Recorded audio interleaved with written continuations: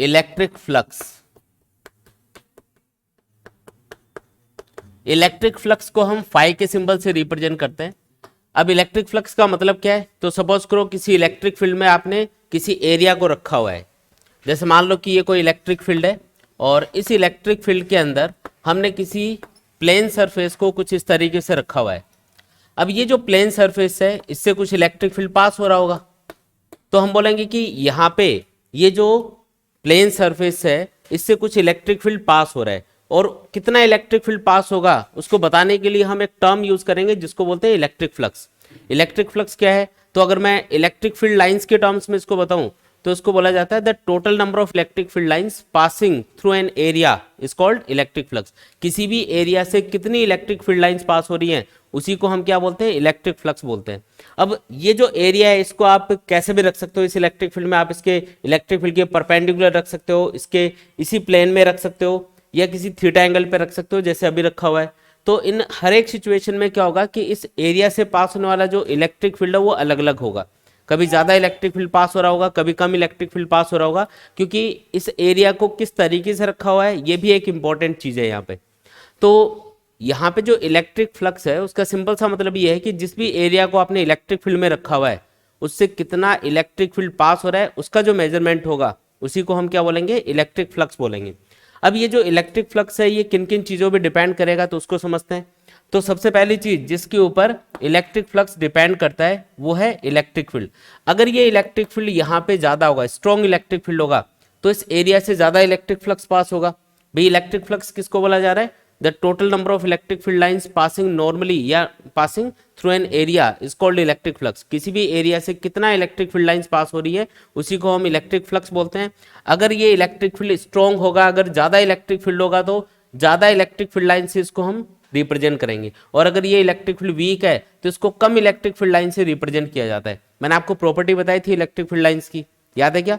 अगर कहीं भी इलेक्ट्रिक फील्ड लाइंस ज्यादा डेंस होती हैं या ज्यादा पास पास होती हैं तो वो स्ट्रॉन्ग इलेक्ट्रिक फील्ड को रिप्रेजेंट करती है, और अगर कहीं पे ये दूर दूर है तो वहां पे ये वीक इलेक्ट्रिक फील्ड को रिप्रेजेंट करेंगी। जैसे ए और बी पॉइंट में से कौन से पॉइंट के ऊपर इलेक्ट्रिक फील्ड ज्यादा होगा, ए पॉइंट पे ज्यादा होगा। और अगर आपको ये डायग्राम देके पूछे कि बताओ कि ये E1 इलेक्ट्रिक फील्ड है और ये E2 इलेक्ट्रिक फील्ड है, इनमें से ज्यादा कौन सा है, तो E1 ज्यादा होगा। क्यों? क्योंकि इसमें जो इलेक्ट्रिक फील्ड लाइंस है वो ज्यादा क्लोज है, ज्यादा पास पास है। जहां पे इलेक्ट्रिक फील्ड लाइंस ज्यादा पास पास होंगी, ज्यादा डेंस होंगी, वो ज्यादा इलेक्ट्रिक फील्ड को रिप्रेजेंट करेंगी। तो ये वाला कॉन्सेप्ट हम यूज करेंगे, ये याद रखेंगे कि जब हम इलेक्ट्रिक फ्लक्स को कैलकुलेट करते हैं तो इलेक्ट्रिक फ्लक्स की वैल्यू इस बात के ऊपर भी डिपेंड करती है कि यहाँ पे जो इलेक्ट्रिक फील्ड है उसका मैग्नीट्यूड कितना है। अगर इलेक्ट्रिक फील्ड ज़्यादा होगा तो हम उसे ज़्यादा इलेक्ट्रिक फील्ड लाइन से ड्रॉ करेंगे, ज़्यादा इलेक्ट्रिक फील्ड लाइन उसके लिए रिप्रेजेंट करेंगे। उस कंडीशन में जो इलेक्ट्रिक फ्लक्स होगा जो इस सरफेस से पास होगा वो भी क्या होगा, ज़्यादा। तो electric flux is directly proportional to electric field, ऐसा बोला जा सकता है। सिंपल सी बात है भाई बोल सकते हैं ना ऐसा। अगर ये इलेक्ट्रिक फील्ड ज़्यादा होगा तो इस एरिया से ज्यादा इलेक्ट्रिक फील्ड लाइंस पास होंगी, और अगर ये इलेक्ट्रिक फील्ड वीक है तो इस एरिया से कम इलेक्ट्रिक फील्ड लाइन पास होंगी, तो इलेक्ट्रिक फ्लक्स भी क्या होगा, कम होगा। दूसरी बात जिसके ऊपर इलेक्ट्रिक फ्लक्स डिपेंड करेगा वो है एरिया। अब ये जो एरिया हमने इस इलेक्ट्रिक फील्ड में रखा हुआ है, हो सकता है कि ये एरिया बहुत छोटा सा हो सकता है ये बड़ा एरिया हो। तो अगर किसी भी इलेक्ट्रिक फील्ड में आप किसी एरिया को रखोगे तो अगर एरिया ही छोटा है तो उससे कम इलेक्ट्रिक फील्ड पास होगा। हमको तो उस एरिया से पास होने वाला इलेक्ट्रिक फील्ड चेक करना है जिसको हमने इलेक्ट्रिक फील्ड में रखा हुआ है। तो अगर मैं एरिया ही छोटा लूंगा तो उस कंडीशन में इस एरिया से कम इलेक्ट्रिक फील्ड पास होगा या कम इलेक्ट्रिक फ्लक्स पास होगा, क्योंकि एरिया छोटा रह गया। ठीक है, तो हम क्या बोलेंगे कि जो इलेक्ट्रिक फ्लक्स है वो एरिया के भी डायरेक्टली प्रोपोर्शनल होगा। आप जितना ज्यादा एरिया लोगे, है ना, जितना बड़ा एरिया होगा उतना ही ज्यादा उससे इलेक्ट्रिक फ्लक्स पास होगा। तीसरी चीज जिसके ऊपर इलेक्ट्रिक फ्लक्स डिपेंड करेगा वो है angle between area vector and electric field. यहाँ पे इलेक्ट्रिक फील्ड की डायरेक्शन ये है, एरिया वेक्टर की डायरेक्शन क्या होगी, प्लेन के परपेंडिकुलर आउटवर्ड। ये एरिया वेक्टर की डायरेक्शन है। मान लो इनके बीच में एंगल है थीटा, तो थीटा के ऊपर भी इलेक्ट्रिक फ्लक्स डिपेंड करेगा। कैसे डिपेंड करेगा तो इसको समझो। देखो मान लो कि ये एक इलेक्ट्रिक फील्ड है और इस इलेक्ट्रिक फील्ड में आपने एरिया को ऐसे रखा हुआ है, तो इसका जो एरिया वेक्टर है वो सरफेस के परपेंडिकुलर आउटवर्ड इधर होगा, इलेक्ट्रिक फील्ड इधर है, दोनों के बीच में एंगल कितना बन रहा होगा, 90 डिग्री एंगल बनेगा। अगर ये वाली सिचुएशन होती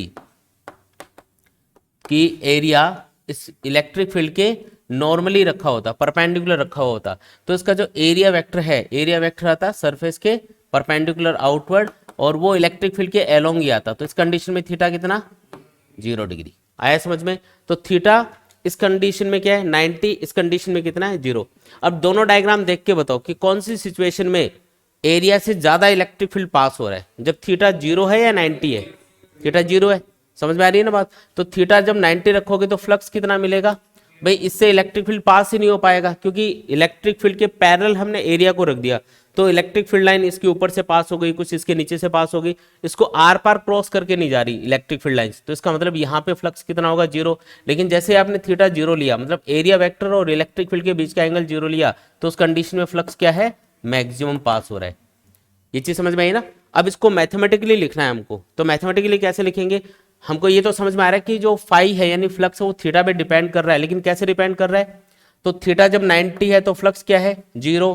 थीटा जब 0 डिग्री है तो फ्लक्स कितना है, मैक्सिमम। तो इसको कौन से ट्रिग्नोमेट्री फंक्शन से आप एक्सप्लेन कर सकते हो?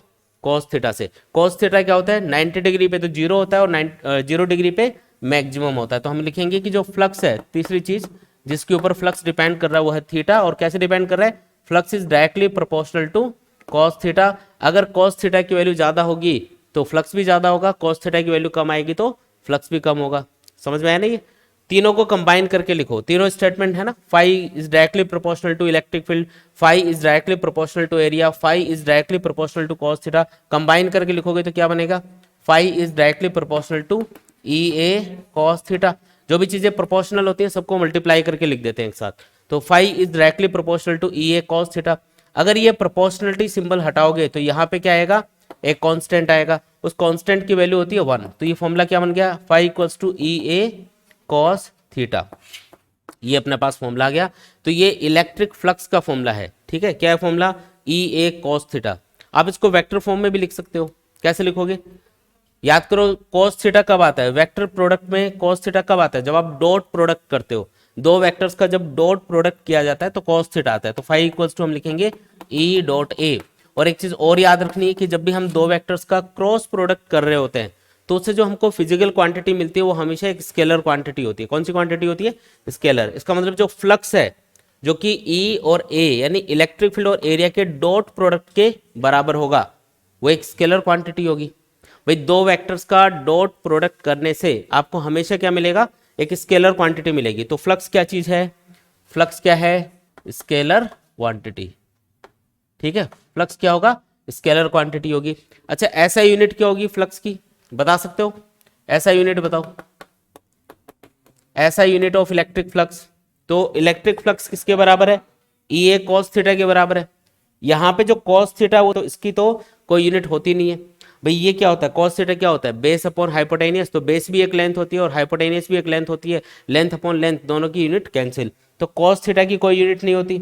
इलेक्ट्रिक फील्ड की यूनिट क्या होती है, न्यूटन पर कूलम। और एरिया की क्या होती है, मीटर स्क्वायर। तो ये ऐसा यूनिट हो गई इलेक्ट्रिक फ्लक्स की।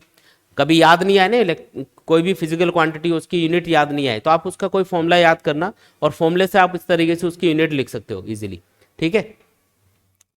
देखो जो इलेक्ट्रिक फ्लक्स है वो हमको पता है कि भी स्केलर क्वांटिटी है, लेकिन उसको हम कई बार पॉजिटिव कंसिडर करेंगे और कई बार उसको नेगेटिव कंसिडर करेंगे। तो कब तो उसको पॉजिटिव लेना है, कब इसको नेगेटिव लेना है, इसको समझो। देखो तो इसको समझने के लिए मैं मान लेता हूँ कि ये कोई ऑब्जेक्ट है ना, ऐसा कोई ऑब्जेक्ट है और इस ऑब्जेक्ट से कुछ इलेक्ट्रिक फील्ड पास हो रहा है ना। इधर से इलेक्ट्रिक फील्ड इंटर करेगा, ठीक है, और दूसरी साइड से ये इलेक्ट्रिक फील्ड आर पार इसको क्रॉस करता हुआ बाहर निकल जाएगा। इस तरीके का केस है ना। ये एक इलेक्ट्रिक फील्ड है और उस इलेक्ट्रिक फील्ड के अंदर हमने इस ऑब्जेक्ट को रखा हुआ है। तो एक साइड से इलेक्ट्रिक फील्ड इंटर कर रहा है इसमें और दूसरी साइड से इससे बाहर निकल रहा है। जिस साइड में इलेक्ट्रिक फील्ड इंटर करेगा उससे रिलेटेड जो फ्लक्स होगा, इंटर होने वाले इलेक्ट्रिक फील्ड से रिलेटेड जो फ्लक्स होता है उसको बोलते हैं इंटर्ड फ्लक्स। कौन सा फ्लक्स, इंटर्ड, इंटर होने वाला फ्लक्स। और जहां से इलेक्ट्रिक फील्ड बाहर निकल रहा है ना, बाहर निकलने वाले इलेक्ट्रिक फील्ड से रिलेटेड जो फ्लक्स आएगा उसको हम बोलेंगे आउटवर्ड फ्लक्स, है ना। एक तो है, अच्छा इनवर्ड आउटवर्ड भी सिंबल आप नाम यूज कर सकते हो। इनवर्ड फ्लक्स कौन सा होगा, तो इनवर्ड इलेक्ट्रिक फील्ड की वजह से जो फ्लक्स आपको मिल रहा होगा उसको इनवर्ड फ्लक्स बोलेंगे। जहां से इलेक्ट्रिक फील्ड बाहर निकल रहा है उससे रिलेटेड फ्लक्स को क्या नाम देंगे, आउटवर्ड फ्लक्स। अब इसमें दो टाइप के फ्लक्स हैं, एक तो इनवर्ड है और एक आउटवर्ड है। तो कौन सा पॉजिटिव है कौन सा नेगेटिव है, या दोनों ही पॉजिटिव है या दोनों ही नेगेटिव है, चेक कर लेते हैं। अच्छा, फ्लक्स का फॉर्मूला क्या है लिख देता हूँ। फाई इक्वल्स टू क्या होता है, ई ए कॉस थीटा। ठीक है, अगर आपको एरिया ए दे रखा हो तो हम फॉर्मूला यूज करेंगे ई ए कॉस थीटा। लेकिन यहाँ पे क्योंकि ये इरेगुलर शेप का ऑब्जेक्ट है तो इसको मैं छोटे छोटे एरिया एलिमेंट्स में डिवाइड कर लेता हूँ। ये मैंने एक छोटा सा एरिया एलिमेंट ले लिया ds, क्या नाम दिया इसको, ds। अच्छा, ये जो छोटा सा एरिया एलिमेंट लिया है इसकी डायरेक्शन क्या होगी, तो एरिया की डायरेक्शन हमेशा किधर होती है, प्लेन के परपेंडिकुलर आउटवर्ड। बताया था क्या, ये एरिया की डायरेक्शन हमेशा प्लेन के परपेंडिकुलर आउटवर्ड होती है और उसको हम एन कैप यानी नॉर्मल यूनिट वेक्टर से रिप्रेजेंट करते हैं। ठीक है। अच्छा, इलेक्ट्रिक फील्ड इधर है, इलेक्ट्रिक फील्ड की डायरेक्शन इधर है, एरिया वेक्टर इधर है, एंगल इनके बीच में क्या बनेगा, 90 से छोटा या 90 से बड़ा, 90 से बड़ा एंगल बनेगा। अब इस छोटे से एरिया से पास होने वाले फ्लक्स के लिए मैं फॉर्मूला यूज करूंगा d phi equals to E into d S into cos theta. D phi क्यों लिखा, क्योंकि स्मॉल एरिया है और स्मॉल एरिया से जो फ्लक्स पास होगा वो भी स्मॉल होगा। क्या लिखना है इसको, d phi equals to E d S cos theta. ठीक है, थीटा की वैल्यू बताओ 90 से छोटी या बड़ी, बड़ी। अगर थीटा की वैल्यू 90 से बड़ी है तो आंसर पॉजिटिव आएगा या नेगेटिव, कॉस थीटा की वैल्यू 90 से 180 के बीच में हमेशा नेगेटिव होती है। तो थीटा अगर 90 से बड़ा है तो आंसर आएगा नेगेटिव। इसका मतलब ये जो फ्लक्स है, ये जो इनवर्ड फ्लक्स है, ये क्या आएगा, नेगेटिव। इनवर्ड फ्लक्स क्या आएगा, इनवर्ड फ्लक्स इज नेगेटिव। ठीक है। अच्छा, यहाँ पे चेक किया, वैसे यहाँ पे भी कहीं भी चेक कर लो, जैसे मान लो एकदम सामने यहाँ पे चेक कर रहा हूँ मैं, तो इसका एरिया वेक्टर होगा, ये जो स्मॉल एरिया एलिमेंट लिया इसकी डायरेक्शन होगी प्लेन के परपेंडिकुलर आउटवर्ड इधर, इलेक्ट्रिक फील्ड इधर जा रहा है, एरिया वेक्टर इधर है, एंगल कितना हुआ इनके बीच में 180 डिग्री, और थीटा अगर 180 पुट करोगे तो कॉस 180 क्या होता है, -1। मतलब आंसर नेगेटिव ही आएगा। जिस साइड में इलेक्ट्रिक फील्ड इंटर कर रहा है ना उस साइड में हमेशा थीटा 90 से बड़ा ही बनेगा कुछ, और 90 से अगर बड़ा एंगल बनेगा तो हमेशा जो फ्लक्स है वो क्या आएगा, नेगेटिव आएगा। तो हम क्या याद रखेंगे कि किसी भी ऑब्जेक्ट में इंटर होने वाला जो फ्लक्स है या इनवर्ड फ्लक्स है वो हमेशा क्या होता है, नेगेटिव होता है। अब जिस साइड से इलेक्ट्रिक फील्ड बाहर निकल रहा है उधर भी चेक कर लो। जैसे मान लो कि यहाँ पे एक छोटा सा एरिया एलिमेंट लिया, ये एक छोटा सा एरिया एलिमेंट है ds, इसकी डायरेक्शन प्लेन के परपेंडिकुलर आउटवर्ड, इलेक्ट्रिक फील्ड इधर जा रहा है, एंगल क्या है 90 से छोटा बनाना इस बार। और अगर मैं एकदम सामने यहाँ पे एरिया लेता तो एरिया एलिमेंट और इलेक्ट्रिक फील्ड इनके बीच का एंगल क्या बनता, 0 ही बनता। इसका मतलब जिस साइड से इलेक्ट्रिक फील्ड बाहर निकल रहा है उधर एंगल हमेशा 0 से 90 के बीच में कुछ रहेगा। 0 भी हो सकता है लेकिन 90 से तो छोटा ही बनेगा एंगल, बड़ा कभी नहीं बन सकता। तो अगर 90 से छोटा एंगल बनेगा तो कॉस फंक्शन की वैल्यू 90 से छोटा एंगल के लिए हमेशा पॉजिटिव आती है, तो आंसर क्या आएगा, पॉजिटिव आएगा। इसका मतलब आउटवर्ड फ्लक्स क्या आएगा, आउटवर्ड फ्लक्स क्या आएगा, पॉजिटिव आएगा। तो आउटवर्ड फ्लक्स हमेशा क्या होता है, पॉजिटिव होता है, इनवर्ड फ्लक्स हमेशा क्या होता है, नेगेटिव।